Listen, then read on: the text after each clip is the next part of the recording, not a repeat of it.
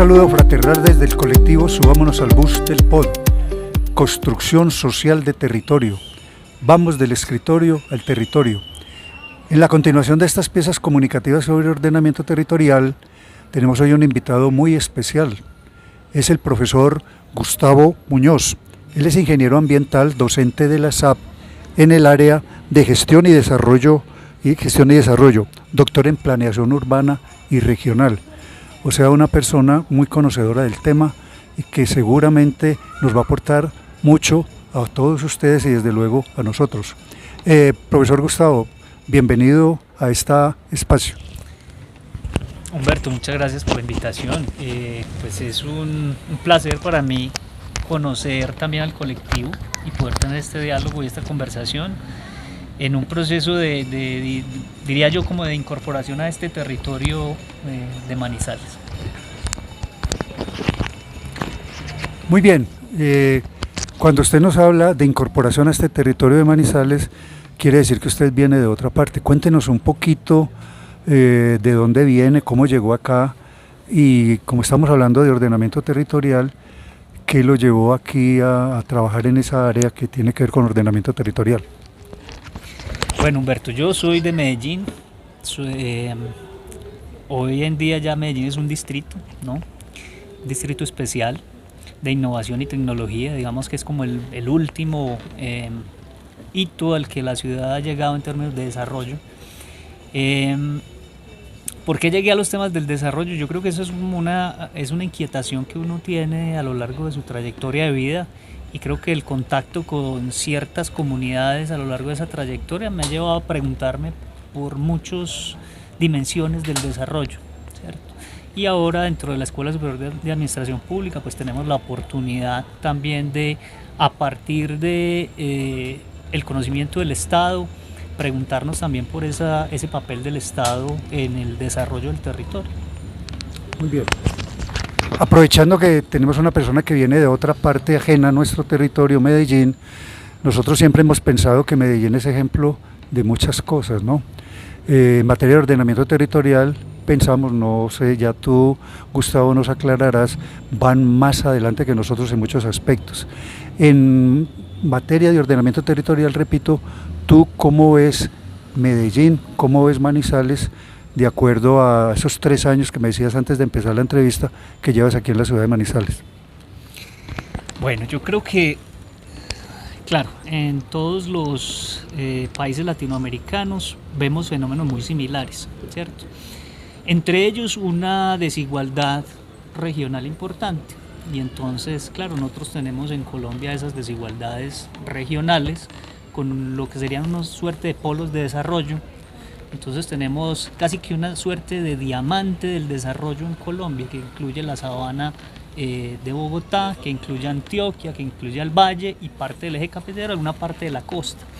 Y las lógicas dentro de estas ciudades de ese suerte de diamante son muy parecidas, pero claramente pues hay allí también unas diferencias entre ellas.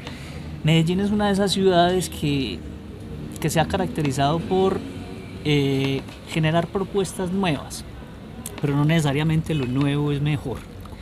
Y entonces ahí yo creo que también es importante que lo analicemos bien, ese asunto de cómo está Medellín en el ordenamiento territorial, porque bueno, la realidad es que Medellín, diría yo que a nivel Colombia puede ser como el ejemplo más grande de lo que llamamos en teoría la ciudad neoliberal.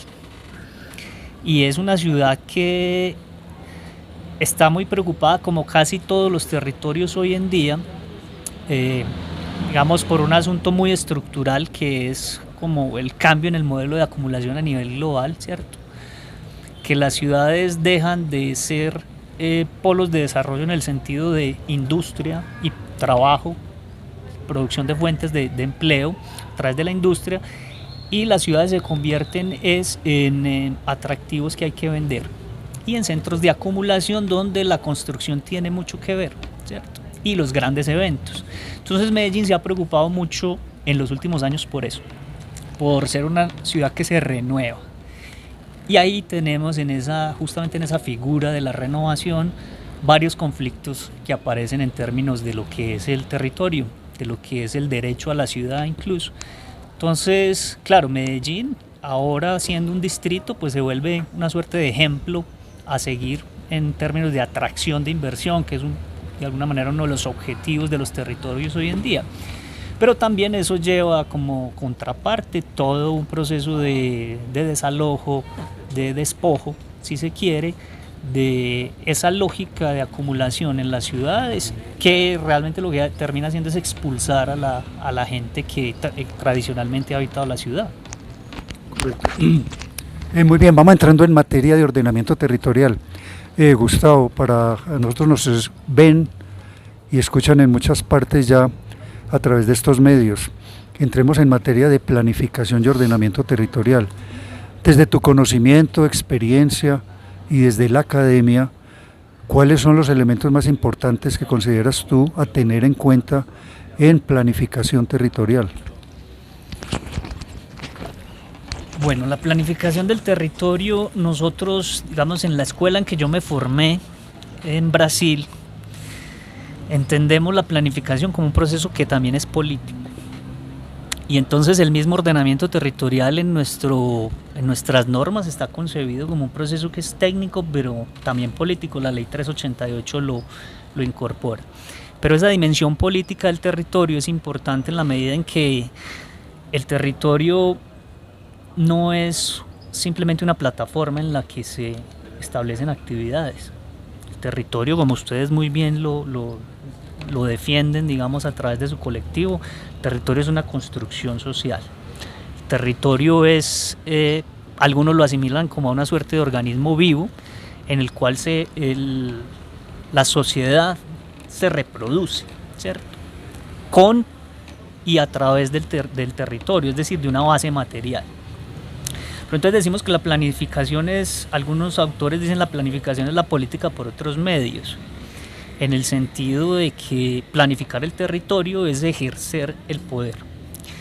Y ejercer el poder puede significar muchas cosas. Ejercer el poder puede significar aquello que hablábamos de Medellín, por ejemplo, de garantizar el proceso de acumulación de ciertas corporaciones, por ejemplo, o de ciertos gremios, pero también ejercer el poder es garantizar la posibilidad de permanencia en el territorio, es decir, garantizar la posibilidad de que las comunidades que habitan la ciudad continúen teniendo el derecho a habitar la ciudad. Entonces yo creo que ese es uno de los elementos que, más allá de lo técnico, porque realmente nuestro ordenamiento jurídico en materia de territorio pues es muy amplio y muy completo, diríamos, pero en la práctica lo que seguimos identificando es un déficit grandísimo de lo que llamamos la participación incidente de la ciudadanía. Creo que ese es uno de los elementos fundamentales y sobre los cuales yo, digamos, también ya desde una perspectiva académica, pero también política, pues estoy mucho más concentrado, ¿cierto?, en cómo esa dimensión de la participación social pues es un elemento central en el ordenamiento territorial.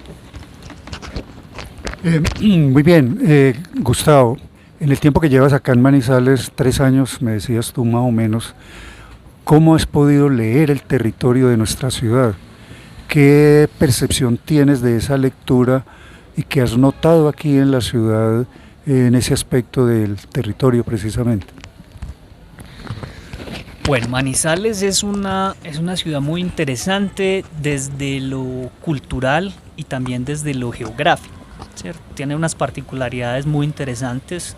De alguna manera la sociedad acá en Manizales ha tenido que convivir con unas restricciones espaciales importantes, geográficas, con unas pendientes pronunciadas muy complejas de manejar.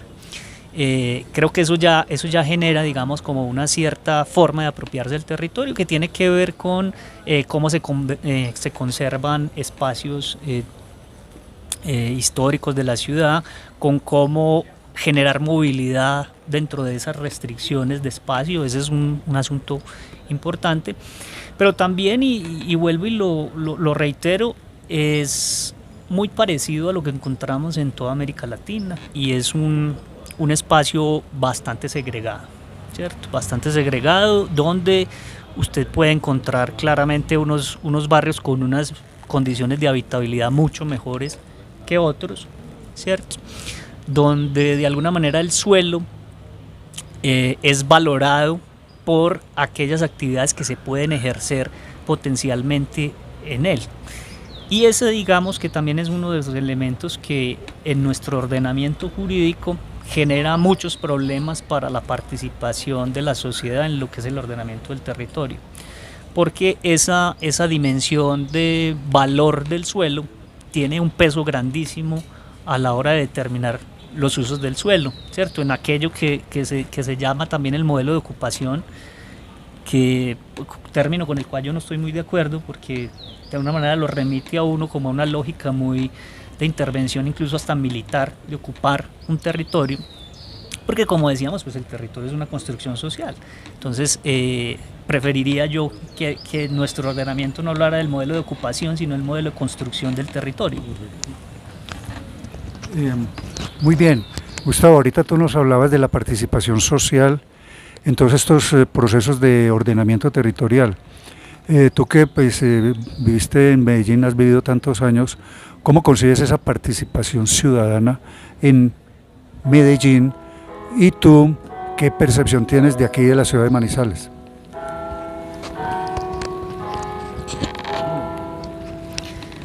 Bueno, entonces aprovechando acá estas particularidades que tiene la ciudad, ¿no?, que nos entrega también estos espacios. Bueno, Medellín, como les decía, es esa conjugación de elementos muy complejos de América Latina hoy, y entonces en la medida en que usted tiene una presión más grande de muchos intereses corporativos queriendo estar en ese territorio para definir ese modelo de ocupación, eso hace cada vez más compleja la participación de la sociedad. Y entonces ahí uno puede analizar muchos elementos que varían entre la institucionalización y la lucha popular.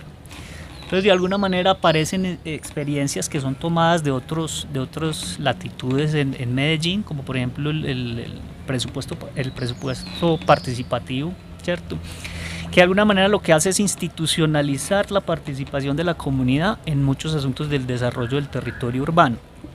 Sin embargo, esa lógica, que pues incluso es traída de Brasil, del modelo de Brasil, del sur de Brasil, pues también lo que hace es eso, de alguna manera institucionalizar la participación de la sociedad, y eso tiene ciertas complejidades, a ver, porque creo que abordar un poco el asunto de las instituciones es importante. Las instituciones, bueno, desde el punto de vista de algunos teóricos, punto de vista que yo comparto, son necesarias para un mínimo entendimiento entre los seres humanos, entre las partes, ¿cierto? Entonces algunos autores lo llaman como un entendimiento semántico, un mínimo de entendimiento semántico. Entonces, por ejemplo, una luz roja ya la identificamos, sabemos que tiene un significado, que hay que hacer una acción cuando la vemos. Eso es una institución que tenemos, ¿cierto? No solamente cultural, sino que también está institucionalizada en nuestras normas. Pasarse el semáforo en rojo tiene una consecuencia legal, ¿cierto? Entonces las instituciones son importantes en ese sentido, ¿cierto? Un mínimo de entendimiento semántico. Pero también las instituciones tienen el riesgo de encapsular o encuadrar mucho otras potencialidades, ¿cierto? Incluso hay algunos autores que identifican la política con lo que está por fuera de las instituciones, en una visión un poco dicotómica, pero que es interesante porque nos ayuda a entender cómo funciona la sociedad. La política es lo que la sociedad puede hacer desde su fuerza, la potencia de la sociedad. Las instituciones serían aquello que limita esa potencia en esa perspectiva teórica. E incluso entonces un autor específico, que se llama Jacques Rancière, lo que nos va a plantear es que las instituciones funcionan como la policía, él lo llama la policía. Entonces la política es la potencia de la sociedad y la policía es aquello que intenta frenar esa potencia de la sociedad. Entonces lo que encontramos, y además la historia de la humanidad nos muestra eso, es que muchas de las luchas sociales han terminado institucionalizadas. Y eso pues tiene de bueno que justamente lo que puede llegar a ser esa institucionalización constante de las luchas es solidificar ciertos derechos, que ciertas conquistas se vuelvan una institución que protege unos derechos, ¿cierto? Pero esas instituciones pueden también llegar a tener un carácter no necesariamente muy democrático, que es desde mi punto de vista lo que le pasa un poco a nuestro ordenamiento territorial, al que vemos que no se accede fácilmente desde la base social, porque institucionalmente está organizado para que sean ciertos actores los que pueden acceder a la toma de decisiones. Un asunto muy desde la tecnocracia, que de alguna manera se impone en la formulación de los POTs, ¿cierto? Y esa parte que está en la base social no tiene ese acceso a la toma de decisiones. Entonces, ese dilema entre sociedad e instituciones en Medellín particularmente pues tomó ese camino, ¿cierto? Un camino de institucionalización que acabó limitando un poco esa potencia y esa fuerza, porque justamente quienes diseñan esas instituciones, porque también tienen el poder de diseñarlas, estratégicamente lo hacen para eso, para encapsular esa potencia, para controlar esa potencia de la sociedad y de alguna manera conducirla entre ciertos rangos permisibles de intervención de la sociedad. No sé si me hago explicar con eso, pero Medellín entonces, al tener unas fuerzas tan grandes interesadas en la ocupación del territorio, tiene también unos centros de pensamiento muy importantes que están pensando esas instituciones, cómo diseñar esas instituciones, cómo diseñar los procesos participativos, cómo aparece todo lo que se va a denominar el urbanismo social en Medellín, muy de la mano de esa lógica que estoy tratando de plantear, que es institucionalizar la participación para que ella esté controlada dentro de ciertos límites. Bueno, muy bien. Unas preguntas rápidas te voy a hacer, Gustavo. ¿Qué consecuencias puede tener planificar el territorio sin tener en cuenta a quien habita el territorio? O sea, ¿qué problemas puede originar en un territorio o en una ciudad?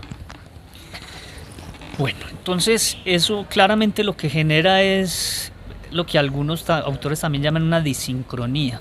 Es decir, no hay una identificación entre la lógica del territorio y quien la habita. Es decir, quien habita el territorio no vibra con ese territorio.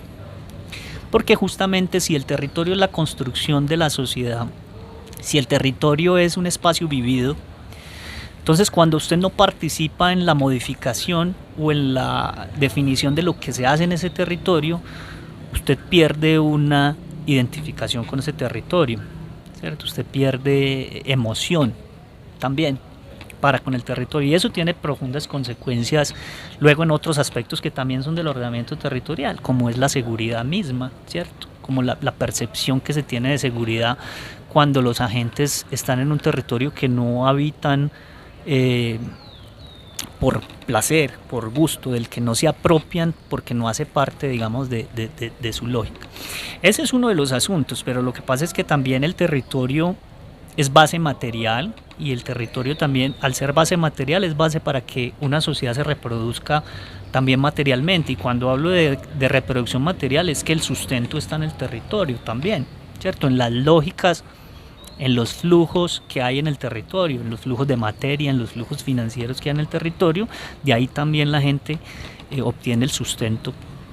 Y entonces, en la medida en que hay una desvinculación con el territorio, también se ponen en peligro esa capacidad de satisfacer materialmente las necesidades, ¿cierto? Y eso, digamos, que es una lógica que está experimentando las grandes ciudades, contingentes de personas sin sustento material, y eso se traduce en muchos procesos de indigencia, por ejemplo, ¿cierto? Cuando una ciudad se queda sin la capacidad de generar un espacio habitable en términos de trabajo, por ejemplo, y medios de subsistencia, entonces tenemos todo este conjunto de fenómenos.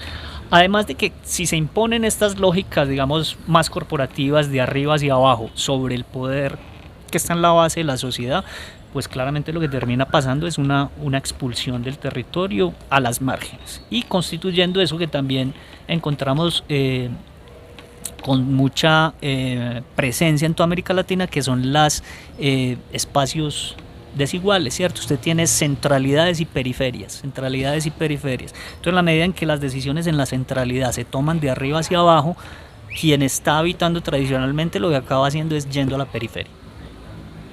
Bueno, Gustavo, como decía, podemos estar horas hablando del tema de ordenamiento territorial. Vamos a tener otros espacios donde podamos compartir temas más específicos. Mi última pregunta, Gustavo, dada tu condición de docente en la SAP, que manejas el tema que tiene que ver con ordenamiento territorial, la pregunta concreta es, ¿qué importancia tiene la pedagogía en el ordenamiento territorial? Bueno, pues indudablemente, Humberto, el conocimiento es poder, saber es poder, entonces creo que la educación es un camino para la transformación social, ¿cierto? Entonces, en esa medida, ciudadanos educados para la participación tendrán mucha más probabilidad de participar en los procesos de ciudad. E igualmente los funcionarios educados para escuchar a la ciudadanía también habrá entonces con eso muchas más probabilidades de que haya una real construcción de los planes de ordenamiento territorial. Entonces creo que la pedagogía tiene esa dimensión muy importante para quienes están en esa sociedad activa y para quienes van a estar en esas instituciones, en esa dialéctica que le proponía ahorita entre la sociedad en movimiento y las instituciones, pues creo que en ambos espacios la pedagogía juega un papel fundamental. Muy bien, Gustavo, pues primero agradecerte por estar aquí con nosotros. A todos aquellos que nos están viendo allá, esperamos que esta conversación haya sido de mucha utilidad, en realidad enriquecedora, no solamente por la experiencia que tiene el profesor Gustavo, sino por lo que nos aportó en términos académicos. Construcción social de territorio. No olviden visitarnos en Facebook y en YouTube como Subámonos al Bus del POT Manizales. Entren allí, por favor, muy importante, den me gusta y dejen su comentario. Eso nos ayuda mucho a ustedes.